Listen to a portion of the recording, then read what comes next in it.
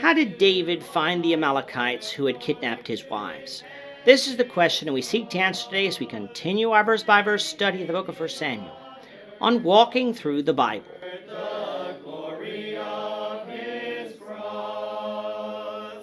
Today we're going to be discussing 1 Samuel chapter 30, verses 11 to 20. But before we do that, let's read the passage. If you have a Bible with you, turn to 1 Samuel chapter 30, verse 11. But if you don't have a Bible, don't worry. Just follow along with us on the screen. The version that we'll be reading from is the New King James Version. So 1 Samuel chapter 30, beginning of verse 11. Then they found an Egyptian in the field and brought him to David. And they gave him bread, and he ate, and they let him drink water. And they gave him a piece of a cake of figs and 2 clusters of raisins. So when he had eaten, his strength came back to him, for he had eaten no bread nor drunk water for 3 days and 3 nights. Then David said to him, "To whom do you belong, and where are you from?"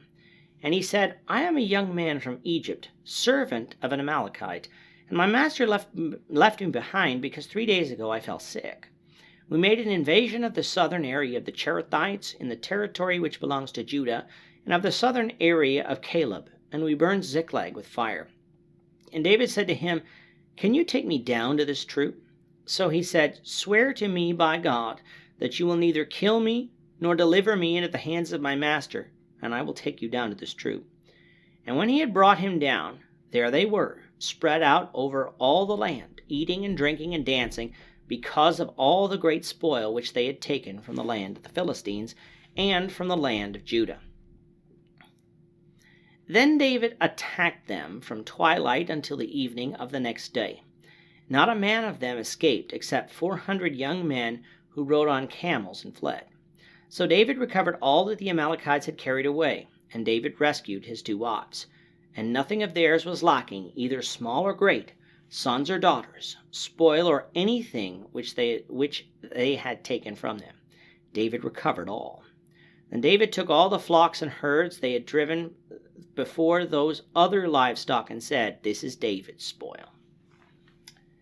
In our last lesson, we had David and his men returning from among the army of the Philistines, having been sent home because many leading the Philistine army did not trust that David wouldn't turn on them in the midst of battle. When they came back to Ziklag, they found that during their absence, the Amalekites had come up and kidnapped their wives and children, burning the city in the process.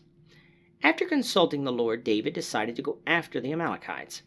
From Ziklag, David and his men took one of the major routes out and came to the brook Besor, before having to stop due to some of the men's exhaustion.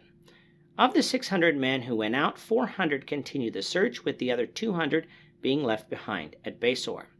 The question is, where did the Amalekites go? From our previous studies, we know that the Amalekites lived in a large swath of territory from Havilah to Shur, which would cover much of Saudi Arabia today.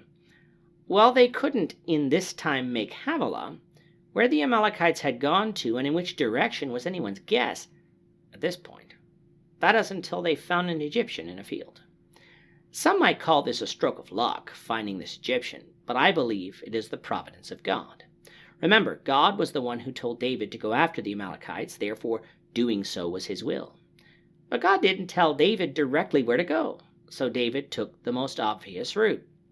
But just because God didn't directly speak to David didn't mean that he left him entirely on his own either, for through his providence, David came upon this Egyptian. But this wasn't just any old Egyptian. He was a servant of an Amalekite, the same band of Amalekites who had invaded southern Judah, burned Ziklag, and taken captive all the women and children. The man had been left behind by the Amalekites because he was sick, presumably thinking that he would just die in the heat. That presumption was a mistake, for little did they know that not only would the man survive, but he would help David find them. First, though, the man had to be taken care of, so David gave him bread and water to deal with his starvation and thirst. He also gave him a piece of fig cake and 2 clusters of raisins.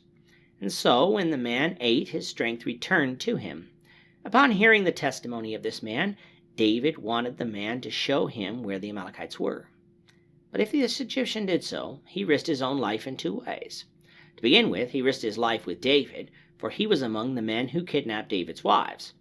What was stopping David from punishing him for doing so once David got the information he needed? And second, he risked his life with the Amalekites, for if any survived and found him, or if David delivered him over to his master, he would be killed for leading David to them. In order to mitigate this, he made David swear that his life would be spared, not only by David, but by David not handing him over to the Amalekites. David made this oath, and the Egyptian took them down to the Amalekite troop. What David found was a troop celebrating their victory with eating, drinking, and dancing. David immediately attacked them. The battle was so hot that it took David from twilight on the first evening all the way until the evening of the next day to complete the job. Nobody escaped, save 400 young men who rode on camels. Upon completion of the battle, David and his men recovered all that the Amalekites had taken away, including David's 2 wives. Nothing was lacking, meaning that nobody died among the women or children, for David recovered it all. From among what the Amalekites had, David took as spoil all their flocks and herds. In completing this battle, the Amalekites are further decimated, having been partially decimated by Saul back in chapter 15. They wouldn't go extinct, but they won't be a major force again against Israel in the rest of our Old Testament studies. So in this, God had fulfilled his promise to Moses back in Exodus of punishing the Amalekites for their sins against Israel at Rephidim. We'll finish this chapter, the Lord willing, in the next lesson. With that, our time is up for today. The Lord willing, we hope you'll join us for tomorrow's discussion of 1 Samuel chapter 30, verses 21 to 31, as we continue our walk through the Bible, one verse at a time. Thank you for watching today's episode. We hope that you found it edifying and ask that you not only subscribe to our channel and podcast, but that you like and share this episode among your friends, so that the saving gospel of Jesus Christ can go out to the whole world.